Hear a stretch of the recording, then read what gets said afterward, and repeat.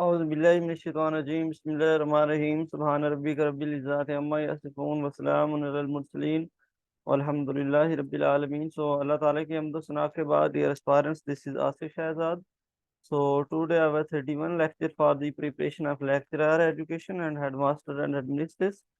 तो dear aspirants, आज हमारा जो टॉपिक ऑफ डिस्कशन है वो है टेस्ट बाय मेथड। ठीक है, हमने टेस्ट जो है उसको देखा है और टेस्ट की जो टाइप्स हैं उनको हम स्टडी कर रहे हैं। सबसे पहले हमने टेस्ट बाय पर्पस जो है वो किया है और आज इंशाल्लाह हम टेस्ट बाय मेथड जो है उसको देखेंगे। ठीक है, टेस्ट बाय पर्पस जो है उसमें से हमारे पास स्टैंडर्डाइज टेस्ट आ जाते हैं, नॉन स्टैंडर्डाइज टेस्ट आ जाते हैं। ठीक है, और ये जो स्टैंडर्डाइज टेस्ट हैं उनकी हमारे पास कुछ फॉर्म्स हैं, क्राइटेरियन रेफरेंस टेस्ट और नाम रेफरेंस टेस्ट। ये जो है ये हमने प्रीवियस लेक्चर में किए हैं। तो आज इंशाल्लाह हम टेस्ट बाय मेथड जो है उसको हम डिस्कस करते हैं। ठीक है, तो टेस्ट बाय मेथड में सबसे पहले हमारे पास सब्जेक्टिव टेस्ट आ जाता है और फिर ऑब्जेक्टिव टेस्ट आ जाता है। ठीक है, यानी कि सब्जेक्टिव टेस्ट वो टेस्ट होता है जिसमें आपने डिफरेंट एंगल से किसी भी क्वेश्चन को, किसी भी टॉपिक को, किसी भी इशू को आपने एक्सप्लेन करना होता है, उसको इलेबोरेट करना होता है। ठीक है, ये हमारा जो सब्जेक्टिव टेस्ट है ये हमारी डाइवर्जेंट जो थिंकिंग होती है उसके ऊपर फोकस करता है, क्योंकि हम डिफरेंट एंगल से किसी चीज को स्टडी कर रहे होते हैं और डिफरेंट परसेप्शन उसकी दे रहे होते हैं। ठीक है, तो उसके बाद ये हमारे पास ऑब्जेक्टिव टेस्ट आता है। इसमें आपने जस्ट जो है ना वो सिलेक्शन करनी होती है, यानी आपको दो तीन चार ऑप्शन दिए जाते हैं, उनमें से एक जो राइट ऑप्शन है उसको आपने सेलेक्ट करना है। इसमें ऑब्जेक्टिविटी पाई जाती है। इसमें जो एग्जामिनर होता है वो अपनी मर्जी से आपके मार्क्स कम या ज्यादा नहीं कर सकता। ठीक है, और जो सब्जेक्टिव टेस्ट होते हैं उसमें सब्जेक्टिविटी का एलिमेंट पाया जाता है।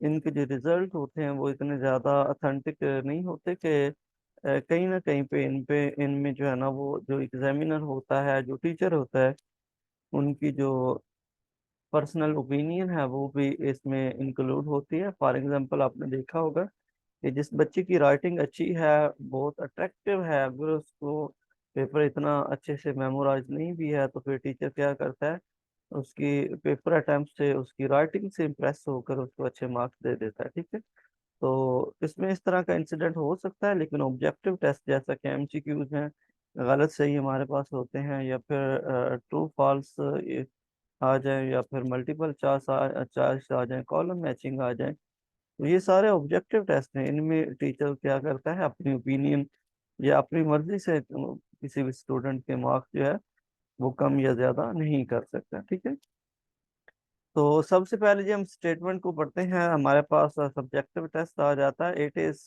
N assessment where student are required to provide more than one correct answer. ठीक है, इसमें स्टूडेंट को एक से ज्यादा आंसर जो है उनको देने होते हैं। ठीक है, और one answer with multiple way to reach. ठीक है, या एक आंसर को फिर वो डिफरेंट एंगल से, डिफरेंट एस्पेक्ट से वो डिस्कस करने की कोशिश करता है। ठीक है, और सेकंड नंबर पे हमारे पास लिखा हुआ है कि ये डाइवर्जेंट थिंकिंग, जैसे कि मैंने आपको बताया कि इसमें स्टूडेंट की जो थिंकिंग होती है, जो थॉट होती है, जो मेंटल प्रोसेस होता है, वो डाइवर्ट हो जाता है। वो डिफरेंट एंगल से किसी टॉपिक को स्टडी करता है, एनालाइज करता है। डिफिकल्ट टू स्कोर, इसमें स्कोर करना जो है वो बहुत ज़्यादा डिफिकल्ट होता है, क्योंकि इसमें आपको डिटेल डिस्क्रिप्शन बयान करनी पड़ती है किसी भी टॉपिक के ऊपर, किसी भी कंटेंट के ऊपर।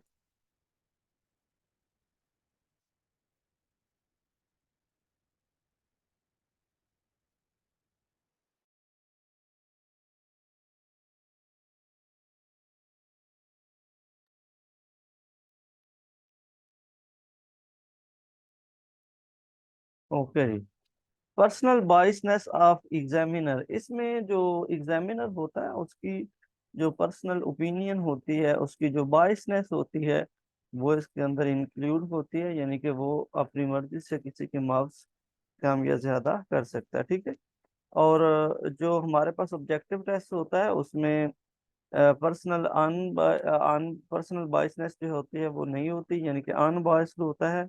उसमें क्या करता है कि वो अपनी जो ओपिनियन है उसके अकॉर्डिंग मार्क्स को कम ज्यादा नहीं कर सकता, ठीक है। उसके बाद जनाब नेक्स्ट हमारे पास है मैयर कम्प्लेक्स लर्निंग आउटकम, ठीक है। ये स्टूडेंट की जो मेंटल एबिलिटी है, पोटेंशियल एबिलिटी है, कॉग्निटिव एबिलिटी है, उसको मैयर करने के लिए यूज होता है। और यहाँ पे एक और इम्पोर्टेंट पॉइंट आपको मैं बताना चाहता हूँ कि ये जो हमारे पास सब्जेक्टिव टेस्ट है, ये हमारे पास हायर ऑर्डर थिंकिंग स्किल जो है वो उससे बिलोंग करते हैं, क्योंकि इस लेवल पे स्टूडेंट क्या करते हैं, चीज़ों को एनालाइज करते हैं, सिंथेसाइज करते हैं, और फिर इवेलुएट खुद ही कर रहे होते हैं, ठीक है। तो इस वजह से ये हायर ऑर्डर जो थिंकिंग स्किल है उससे बिलोंग करता है, ठीक है। तो there are two types of subjective test. हमारे पास ये जो सब्जेक्टिव टेस्ट होते हैं इनकी टू टाइप्स होती हैं, ठीक है। तो फर्स्ट वन हमारे पास है कि ओपन एंडेड या कंस्ट्रक्टिव या एक्सटेंडेड रिस्पॉन्स भी इनको कहा जाता है, ठीक है। यानी कि इसमें ये जो ओपन एंडेड क्वेश्चन होते हैं इसमें स्टूडेंट फ्री टू टॉक होता है, फ्री टू एक्सप्लेन होता है, फ्री टू राइट होता है, ठीक है। इसमें कोई इंस्ट्रक्शन रिस्ट्रिक्शन उसके ऊपर नहीं लगाई जाती कि आपने कि कितनी लाइनों का आंसर लिखना है। इसमें फिर वो लॉन्ग क्वेश्चन जो है ना वो अटेम्प्ट करता है और कोटेशन ऐड करता है, अपनी ओपिनियन वगैरह देता है। आपने देखा होगा ये सीएसएस या पीएमएस में जितने भी एसेज होते हैं, ठीक है, ये सारे हमारे क्या होते हैं, ये हमारे ओपन एंडेड क्वेश्चन होते हैं। ओपन एंडेड क्वेश्चन के अदर नाम हमारे पास मौजूद हैं, कंस्ट्रक्टिव इसको भी इसको कहते हैं, और एक्सटेंडेड रिस्पॉन्स भी इसको कहा जाता है, ठीक है। इसमें इसके बाद जी नेक्स्ट हमारे पास आता है नीड लॉन्ग डिटेल आंसर। यानी इसके लिए आपको लॉन्ग डिटेल आंसर लिखना पड़ता है, एक्सप्लेन्ड आपको करना पड़ता है, ability to select, organise, integrate and evaluate idea openly, ठीक है।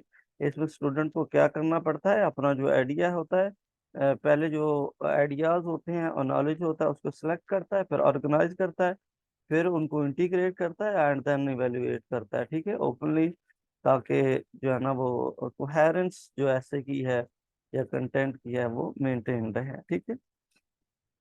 इसके बाद ये थर्ड नंबर पे हमारे पास आता है allow someone to give free from answer और रिस्पॉन्स इन ओन वर्ड, ठीक है।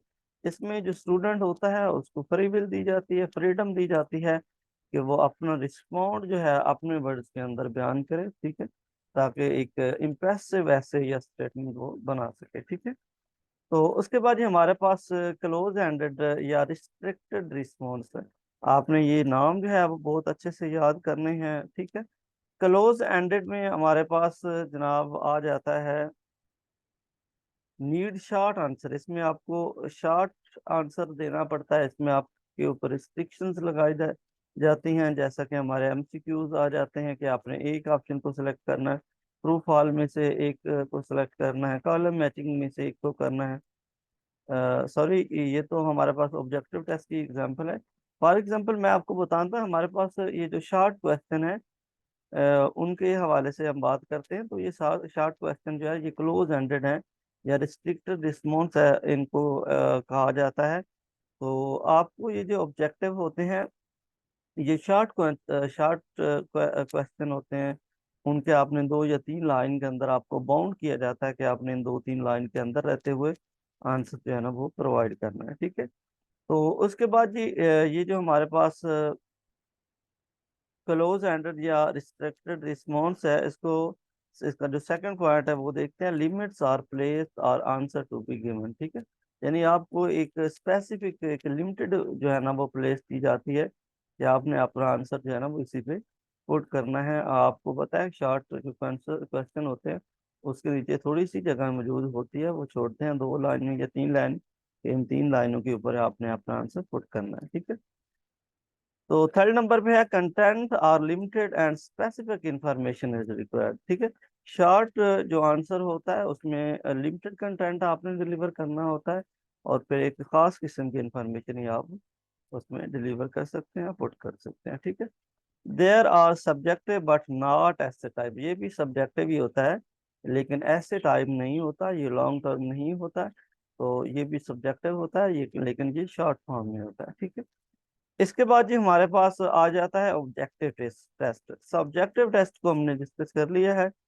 अब जो ऑब्जेक्टिव टेस्ट है उसको देखते हैं। It is an assessment where students are required to provide, choose and correct answer given option। ठीक है, इसमें ये है कि ये एक असेसमेंट है जिसमें स्टूडेंट से डिमांड किया जाता है कि वो करेक्ट जो ऑप्शन है उसको सिलेक्ट करें या आंसर करें। ठीक है, दीज आर कन्वर्जेंट थिंकिंग, ये कन्वर्जेंट थिंकिंग होती है। इसमें जस्ट एक ही एस्पेक्ट को, एक ही ऑप्शन को आपने जज करना होता है या सिलेक्ट करना होता है। इजी टू स्कोर, यानी ये स्कोर करना इसमें इजी होता है। ठीक है, no biasness of examiner, examiner अपनी मर्जी से इसमें आपके मार्क्स जो है ना वो कम या ज्यादा नहीं कर सकता। ठीक है, so MCQs are most common, इसमें एमसीक्यूज बहुत ज्यादा कॉमन है। ठीक है, can not measure complex learning outcome, ये स्टूडेंट की जो कम्प्लेक्स लर्निंग है, जो हायर ऑर्डर थिंकिंग स्किल है वो मेजर नहीं करता, बल्कि ये लोअर ऑर्डर थिंकिंग स्किल जो है वो मेजर करता है। ठीक है, इसके बाद जो हमारे पास टाइप ऑफ ऑब्जेक्टिव टेस्ट आ जाता है। ऑब्जेक्टिव टेस्ट में सबसे पहले हमारे पास सप्लाई टेस्ट आ जाता है। Supply test, students are required to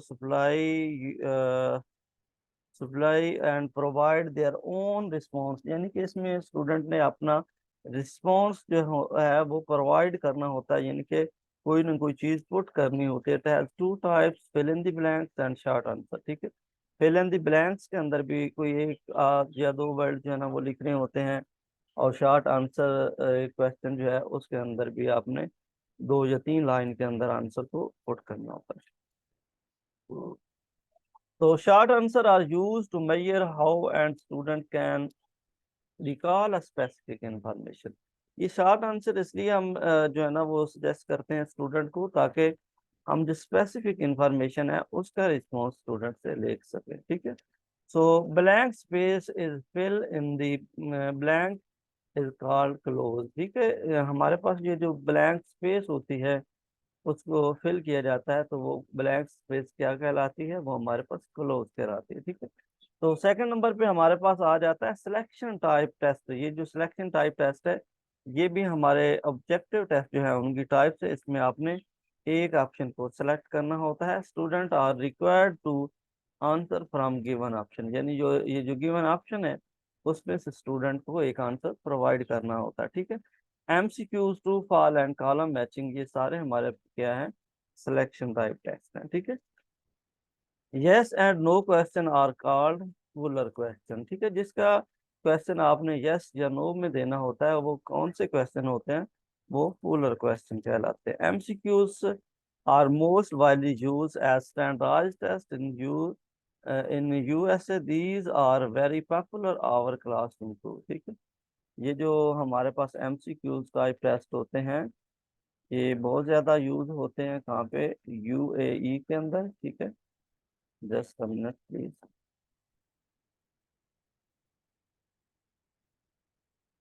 United nation, sorry UAE नहीं है, USA,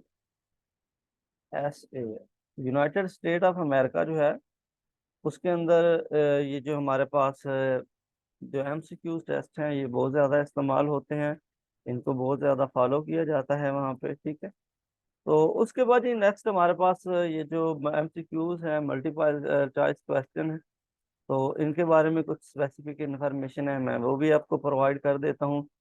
So MCQs, it is an assessment where students are required to choose one correct answer from the given option, यानी student से एक answer जो है वो select करने को कहा जाता है। इसमें एक स्टेम होती है, the statement of the problem in MCQs is called stem. ठीक है, यानी कि जो भी क्वेश्चन आप पूछ रहे हैं, जो भी प्रॉब्लम जिसके बारे में आप डिस्कस कर रहे हैं, उसकी जो स्टेटमेंट है वो क्या कहलाती है, स्टेम कहलाती है। It should be in positive form and meaningful, यानी कि ये जो हमारे पास स्टेम है, जो स्टेटमेंट है, इसको पॉजिटिव होना चाहिए और मीनिंगफुल होना चाहिए। Negative form of stem is often overlapped, ये जो नेगेटिव फॉर्म ऑफ स्टेम होती है, जो स्टेटमेंट नेगेटिव होती है उसको क्या किया जाता है, इग्नोर किया जाता है, ओवरलुक्ड किया जाता है, उसे नहीं कंसीडर किया जाता। ठीक है, इसके बाद ये ऑप्शन आ जाता है हमारे पास, the list of suggested answer also called choice alternative should be same length.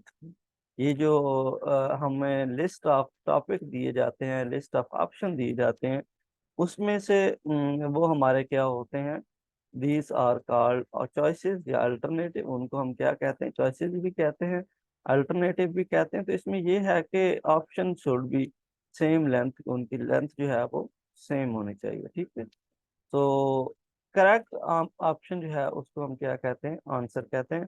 तो answer, the correct option is called answer. उसके बाद ये डिस्ट्रैक्टर आ जाता है, incorrect option strong and good distractor is one who attract the low achiever more than high achiever, ठीक है। अब हमारे पास जो डिस्ट्रैक्टर होता है, डिस्ट्रैक्टर का मतलब होता है कि आपको रास्ते से वो डी ट्रैक करता है, आपको भुलाने की, कंफ्यूजन डालने की कोशिश करता है, ताकि आपके क्वेश्चन जो है ना वो ठीक ना हो और आपको डाउट की तरफ, गलती की तरफ लेके जाए, उसको हम डिस्ट्रैक्टर कहते हैं, ठीक है। अब देखिए ऑप्शन के अंदर चार ऑप्शन होते हैं, उनके अंदर एक ऑप्शन जो है वो ठीक होता है, बाकी तीन गलत होते हैं। तो वो गलत जो ऑप्शन होते हैं उनको हम डिस्ट्रैक्टर कहते हैं, ठीक है। वो कहता है कि स्ट्रांग या अच्छा डिस्ट्रैक्टर वो होता है जो कि लो अचीवर, जो कम मार्क्स लेने वाले हैं, उनको ज्यादा अट्रैक्ट करे, और उनको ज्यादा अट्रैक्ट ना करे जो कि कॉम्पिटेंट हैं या अच्छे मार्क्स लेने वाले हैं। Bad and weak distractor is one who attract the low achiever and high achiever equally. यानी कि बैड डिस्ट्रैक्टर वो होता है, या वीक डिस्ट्रैक्टर वो होता है जो लो अचीवर और हाई अचीवर दोनों को बराबर जो है ना वो अट्रैक्ट करे, अपने तरफ कॉल ऑन करे। तो ये हमारा डिस्ट्रैक्टर जो होता है ये बैड होता है, ये डिस्ट्रैक्टर वीक होता है, ठीक है। तो ये जी था हमारा टाइप ऑफ टेस्ट, उसके बारे में हमने इंशाल्लाह देख लिया है। तो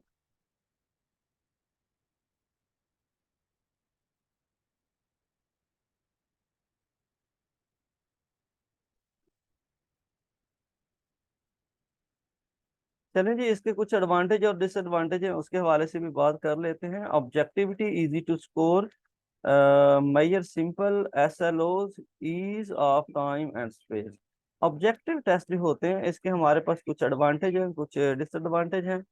एडवांटेज में इसमें ऑब्जेक्टिविटी पाई जाती है, इसमें गलती की गुंजाइश नहीं होती, ठीक है। तो इजी टू स्कोर होता है, इसमें स्कोर करना इजी होता है क्योंकि आपको डिटेल में इसके डिस्क्रिप्शन लिखना ज़रूरी नहीं होता। मेजर सिंपल लर्निंग आउटकम जो है वो, यानी कि स्टूडेंट की जो लोअर ऑर्डर थिंकिंग स्किल है उसको मैयर करने के लिए यूज किया जाता है। Ease of time and space, आप क्लासरूम के अंदर ही बच्चों से टेस्ट ले सकते हैं, ठीक है।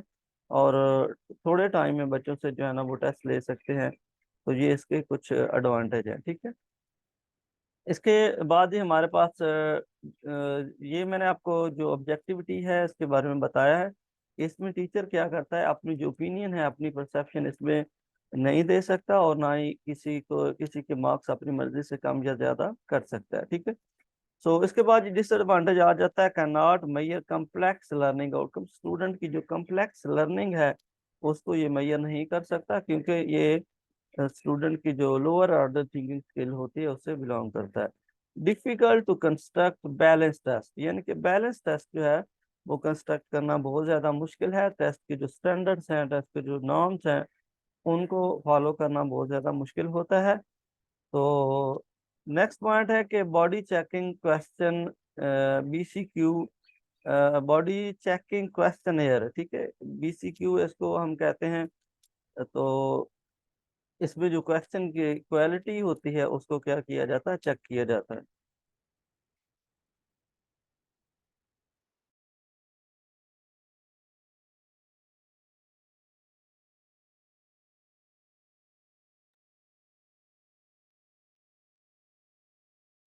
तो इसके बाद ही हम द मेन डिफरेंस बिटवीन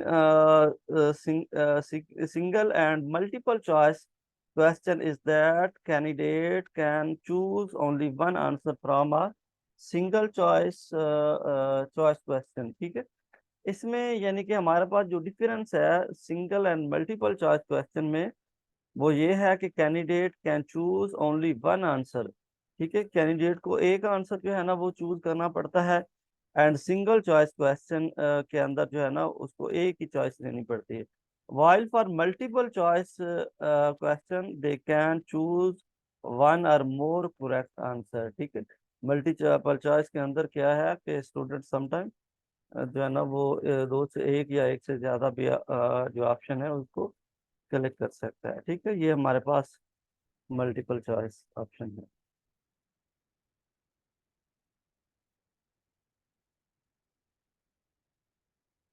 चलें जी, ये जो आज का हमारा टॉपिक ऑफ डिस्कशन है ये वाइंड अप होता है। हमने जो टेस्ट को देखा है, टेस्ट की टाइप्स, टेस्ट बाय पर्पस देखा है पहले, टेस्ट बाय मेथड आज इंशाल्लाह हमने स्टडी किया है। फिर भी अगर इसके हवाले से कोई आपका क्वेश्चन हो, कोई क्वेरी हो, तो वो आप डाउट बॉक्स में मेरे से पूछ सकते हैं। अपना ख्याल रखें आप। अल्लाह हाफ़िज़, फ़ी अमान अल्लाह।